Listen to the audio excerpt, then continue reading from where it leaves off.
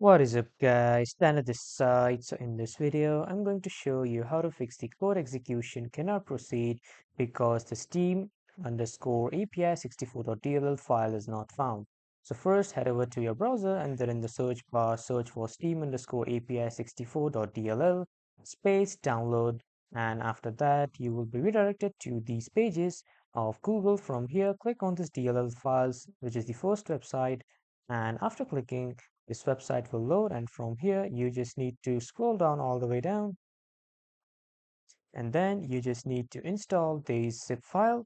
And after installing the zip file, which is the Steam Client API,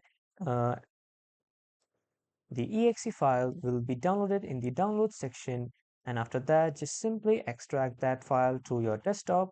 And after extracting the file to the desktop, you just need to copy that executable file, and then you just need to paste it in your Windows folder and then in the syswow folder, and then the process will be done and then it will work, and then the Steam application will restart. That was all for this video everyone. Thank you for watching.